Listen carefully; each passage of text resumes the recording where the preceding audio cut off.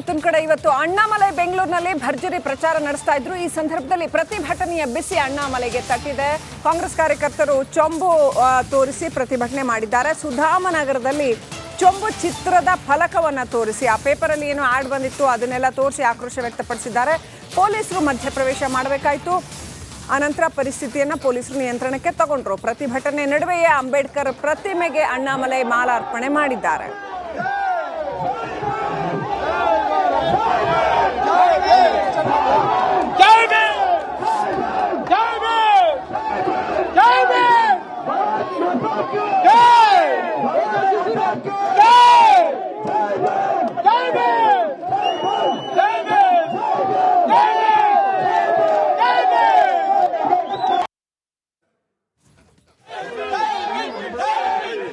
ಅಣ್ಣಾಮಲೈ ಅವರ ರ್ಯಾಲಿ ಒಂದು ಕಡೆಯಲ್ಲಾದ್ರೆ ಕಾಂಗ್ರೆಸ್ ಚೊಂಬಿನ ಪೋಸ್ಟರ್ ತೋರಿಸುವ ಮೂಲಕ ಈ ಒಂದು ರ್ಯಾಲಿಗೆ ಈ ರೀತಿಯಾಗಿ ರ್ಯಾಲಿ ಮಧ್ಯೆ ಚೊಂಬು ತೋರಿಸುವ ಮೂಲಕ ಕೇಂದ್ರ ಸರ್ಕಾರ ಏನು ಕೂಡ ಕೊಟ್ಟಿಲ್ಲ ಅನ್ನೋದನ್ನ ಹೇಳ್ತಾ ಇದೆ.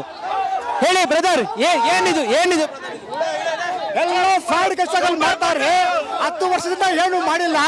ಇವತ್ತು ನಮ್ಮ ಮೇಲೆ ಬಂದು ಪ್ರಚಾರ ಮಾಡ್ತಾರೆ. ನಮಗೆ ಬಡ ಜನರಿಗೆ ಕಾಂಗ್ರೆಸ್ ಹೆಲ್ಪ್ ಮಾಡೋದು. ಈ 10 ವರ್ಷ ಅಲ್ಲಿ ಇವರಾಗಿ 5 ವರ್ಷ MP ಆಗಿದ್ದಾರೆ. ಒಂದು ದಿವಸ ನಮ್ಮ ಮೇಲೆ ಬಂದಿಲ್ಲ. ಇನ್ನ ಒಂದು ದಿವಸಕ್ಕೆ ಬಂದಿದ್ದಾರೆ ಸರ್. ಬರೋದಿಲ್ಲ ಸರ್. ಬಿಜೆಪಿ ಅವರು ಯಾರು ನಮ್ಮ ಏರಿಯಾ ಒಳಗಡೆ ಬರಲ್ಲ. ನಮ್ಗೆ ನೀರಿಲ್ಲ, ಏನಿಲ್ಲ, ಯಾರು ಬರೋದಿಲ್ಲ ಸರ್. ಏನ್ ಮಾಡೋದು? ಕಾಂಗ್ರೆಸ್ ಒಟ್ಟಾರೆ ನನ್ನ ಬಲಭಾಗದಲ್ಲಿ ಒಂದು ಕಡೆಯಲ್ಲಿ ಚೊಂಬಿನ ಪೋಸ್ಟರ್ ಅನ್ನ ಹಿಡಿದು ವಿರೋಧವನ್ನ ವ್ಯಕ್ತಪಡಿಸ್ತಾ ಇದ್ರೆ, ಮತ್ತೊಂದು ಕಡೆಯಲ್ಲಿ ಅಣ್ಣಾಮಲೈ ಅವರ ರ್ಯಾಲಿ ಕೂಡ ನಡೀತಾ ಇದೆ.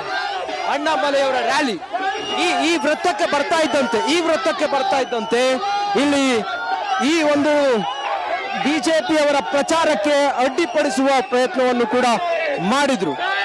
ಆ ಮೂಲಕ ಅಣ್ಣಾಮಲೈ ಅವರು ಪ್ರಚಾರವನ್ನು ನಡೆಸ್ತಾ ಇದ್ರೆ ಇತ್ತ ಪ್ರತಿಭಟನೆಯೂ ಕೂಡ ಅಣ್ಣಾಮಲೈ ಅವರಿಗೆ ವ್ಯಕ್ತವಾಯಿತು. ಪೊಲೀಸರನ್ನ ತಡೆಯುವ ಪ್ರಯತ್ನ. ಬಿಲ್ ಮಂಜೂರಾತಿ ವಿಚಾರಕ್ಕಾಗಿ ಮಾರಾಮಾರಿ ನಡೆದಿದೆ. ಗ್ರಾಮ ಪಂಚಾಯತ್ ಅಧ್ಯಕ್ಷ ಹಾಗೂ ಸದಸ್ಯರ ನಡುವೆ ನಮಸ್ಕಾರ, ಕರ್ನಾಟಕ ಪ್ರೈಮ್ ಟೈಮ್ಗೆ ಸ್ವಾಗತ. ನಾನು ಜಯಪ್ರಕಾಶ್ ಶೆಟ್ಟಿ. ಇಡೀ ಕರ್ನಾಡು ಇವತ್ತು ರೆಬೆಲ್ ಆಗಿ ನಿಂತಿದೆ. ಈ ಹಗರಣಗಳನ್ನು ಸದನದಲ್ಲಿ ಪ್ರಸ್ತಾಪ ಮಾಡಲು ಕೂಡ ಕಾಂಗ್ರೆಸ್ ಹಿಂದೇಟು ಹಾಕಿದ್ದೇಕೆ?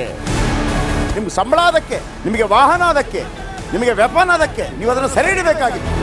ನೀವು ವಿದ್ಯುತ್ ಬರ ಇದೆ ಅಂತ ಹೇಳ್ತಾ ಇದ್ದೀರಿ. ಎಲ್ಲಿ ಬರ ಇದೆ ನೀವು ಹೇಳಬೇಕು. ಪಾಕಿಸ್ತಾನ್ ಆಕ್ಯುಪೈಡ್ ಕಾಶ್ಮೀರ್ ಅದು ಎಂದೆಂದಿಗೂ ನಮ್ಮದು. 40 ಮೆಷಿನ್ಗಳು ತಂದಿತ್ತು ನೋಟ್ ಎಣಿಸುವುದಕ್ಕೆ, ಅದೇ ಹಾಳಾಯಿತು. ಮಥುರಾದ ಗಲಾಟೆ ಇದೆಯಲ್ಲ, ಅದು ಸ್ಥಳೀಯವಾಗಿ ಕೂತು ಪರಿಹರಿಸಬಹುದಾದಂಥ ಕಾನೂನಿದೆ. ಗ್ಯಾರಂಟಿ ಯೋಜನೆಯಿಂದ ನಷ್ಟ ಆಗಿದೆ, ಲಾಭ ಆಗಿದೆ, ದಯವಿಟ್ಟು ಹೇಳಿ.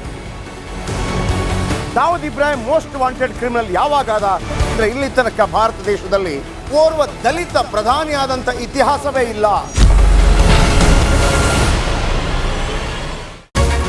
ರಿಪಬ್ಲಿಕ್ ವರ್ಲ್ಡ್ ಆಪ್ ಇದು ಕೇವಲ ಅಪ್ಲಿಕೇಶನ್ ಅಲ್ಲ, ಸಮಗ್ರ ಸುದ್ದಿಗಳ ಸಂಪರ್ಕ ಮಾರ್ಗಕ್ಕೆ ಕ್ರಾಂತಿಕಾರಿ ಬದಲಾವಣೆ.